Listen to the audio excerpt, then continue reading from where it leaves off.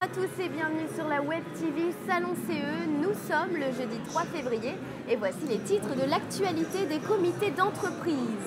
On ouvrira d'abord ce journal avec un chiffre étonnant puisque 47% des recruteurs déclarent se servir des réseaux sociaux pour finaliser leur recrutement.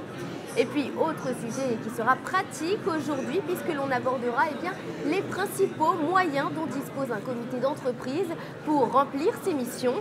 Crédit d'heure, droit d'alerte, formation, nous ferons donc le point dans quelques instants.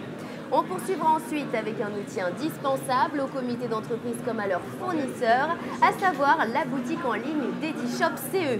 Et puis, je vous parlerai également de quelques noms à retenir en termes de conseils d'expertise, billetterie, cartes cadeaux et voyages. Et enfin, évidemment, ne manquez pas les nouvelles de la rédaction que vous pourrez retrouver à la fin de ce journal. On ouvre donc ce journal avec l'info du jour, membres du comité d'entreprise, représentants des ressources humaines, salariés et même employeurs. Qui d'entre nous ne s'est pas déjà inscrit sur au moins l'un de ces réseaux sociaux? Viadeo, Twitter, LinkedIn ou encore le plus renommé Facebook font désormais partie de nos vies à titre personnel mais pas seulement. En effet, sachez que ces mêmes réseaux sociaux sont régulièrement consultés par les recruteurs. L'enquête menée par le site internet Région Job nous confirme que 47% des DRH déclarent se servir des réseaux sociaux pour finaliser leur embauche, même si finalement seuls 19% d'entre eux les jugent réellement utiles. Et puis du côté des candidats, 36% d'entre eux déclarent utiliser Facebook et compagnie pour trouver un emploi. Doit-on donc en déduire que ces réseaux sociaux qui font l'objet d'un engouement croissant représentent un nouveau terrain de chasse pour les recruteurs? Eh bien, c'est peut-être le cas. Allez, on passe maintenant au dossier qui est pratique aujourd'hui. Quels sont les principaux moyens dont dispose un comité d'entreprise pour remplir ses missions? Voici une question qui pourra tout particulièrement intéresser les jeunes élus qui sont peut-être présents ici aujourd'hui.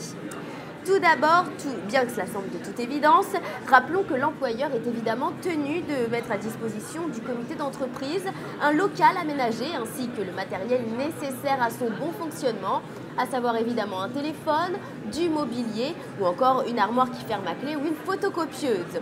Chaque comité d'entreprise dispose également d'un budget qui lui est attribué par l'entreprise, dont une subvention de fonctionnement annuelle qui est égale à 0,2% de la masse salariale brute. Et puis il y a également une enveloppe qui est dédiée, elle, uniquement aux activités sociales et culturelles au sein de l'entreprise.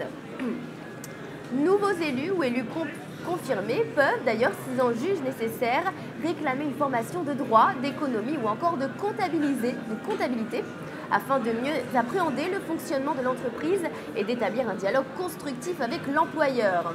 Cette formation, elle est dispensée par des organismes qui sont spécialisés et d'une durée maximale de 5 jours et qui n'imputent évidemment en rien la rémunération du titulaire.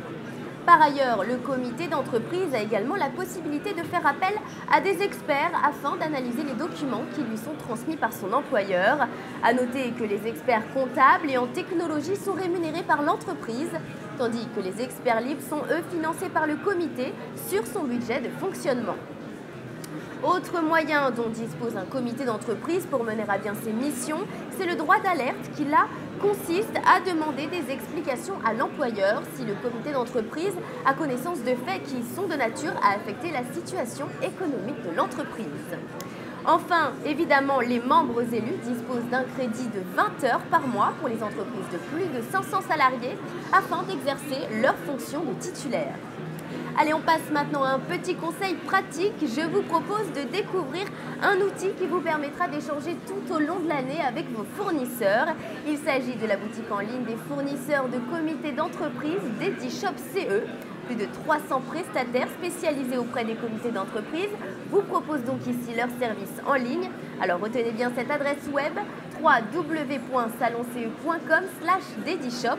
Elle risque bien de vous être utile.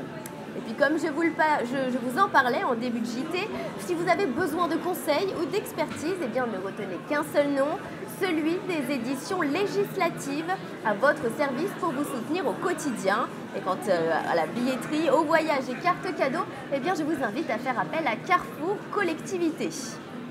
Allez, on passe maintenant à notre actualité. En bref, le saviez-vous, un site internet est entièrement spécialisé dans les discriminations au travail.